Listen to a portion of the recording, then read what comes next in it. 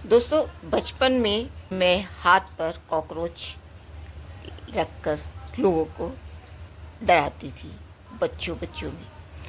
और ये जो ताकत थी मुझे मेरे बड़े भाइयों से मिली थी, क्योंकि उनका ये कहना था कि इसमें डरने की क्या बात है।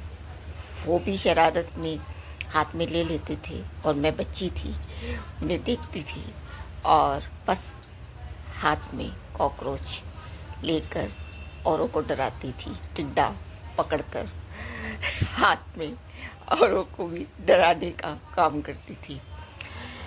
लेकिन अगर जो एक साथ इतने सारे कॉकरोच इकट्ठे हो जाएं, टिड्डी दल भी होता है ना, खेत के खेत खाली हो जाते हैं। लोग पहले होता था, हम जैसे लोग भी अपने दरवाजे बंद करते थे कि टिड्डी दल आ गए या झुंड के झुंड कॉकरोच आ गए। डर लगता था। एक कॉकरोच को हाथ पर चलाना, हाथ पर रखकर बस खुश हो लेना या डराना अलग बात है, लेकिन इतने सारे कॉकरोच अगर इकट्ठे हो जाएं तब तो शामत जिस पर भी टूट पड़ेंगे, आनी ही आनी है ना। और ये जो आज हुआ ऐतिहासिक,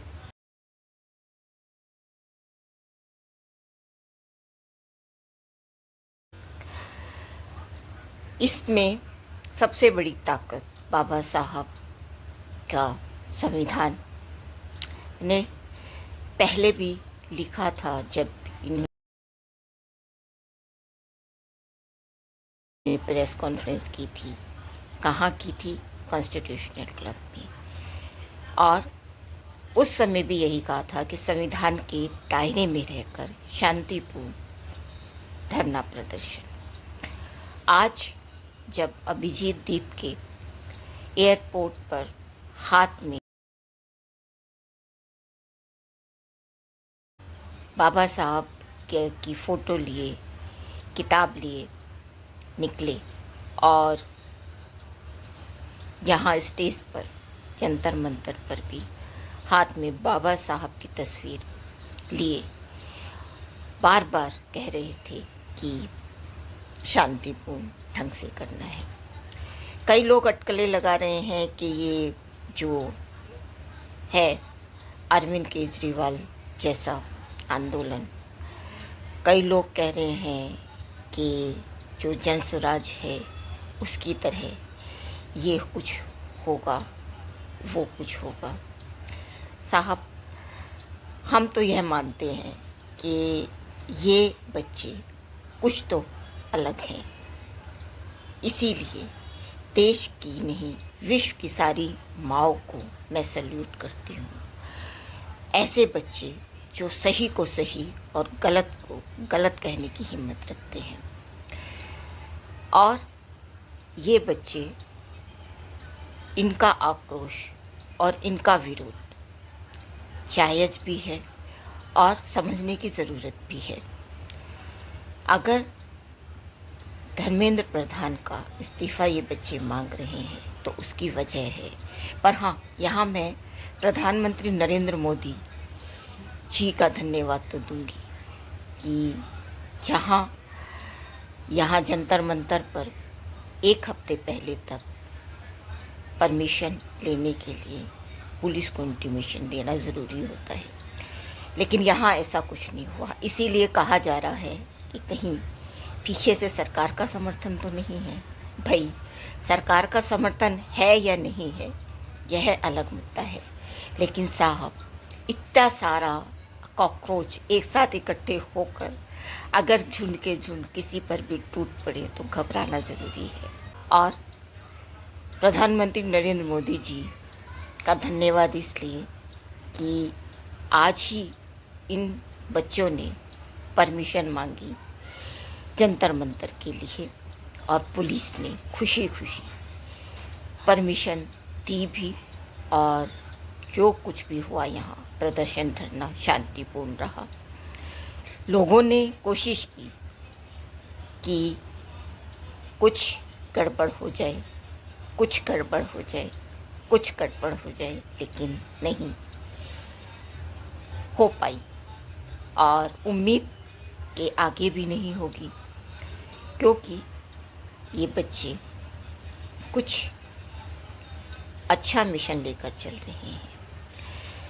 अगर यहाँ पर इसका या उसका साथ भी मिल रहा है, सहयोग भी मिल रहा है, तो बच्चे तो सभी के हैं ना।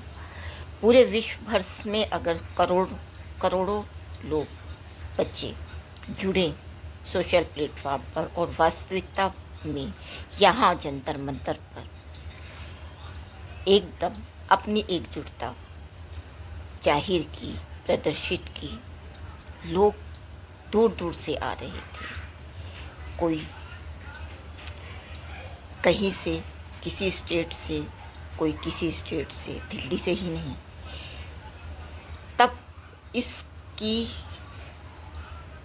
धरने प्रदर्शन की और इन बच्चों की जो अन्याय के खिलाफ खड़े होने की जिजीविषा है, उसको सैल्यूट है। जो बाबा साहब ने कहा था कि शिक्षित रहो, संगठित रहो, संघर्ष करो और संविधान के दायरे में, और अभिव्यक्ति की स्वतंत्रता हर किसी को है।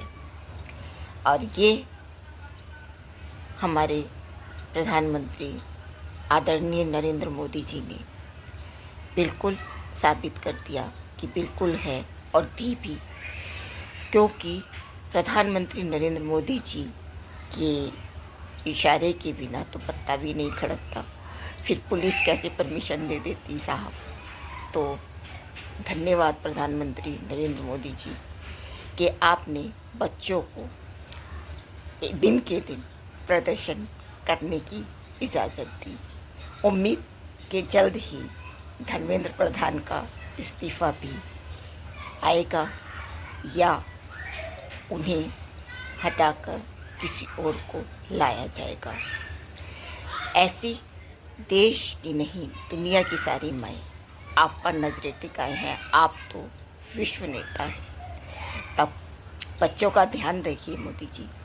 अगर आप नहीं रखेंगे तो और कौन रखेगा। तो धर्मेंद्र प्रधान जी का इस्तीफ़ा बच्चे लेने की जिद कर रहे हैं, और जिद जायज़ है, तब मान लीजिए ना प्रधानमंत्री जी।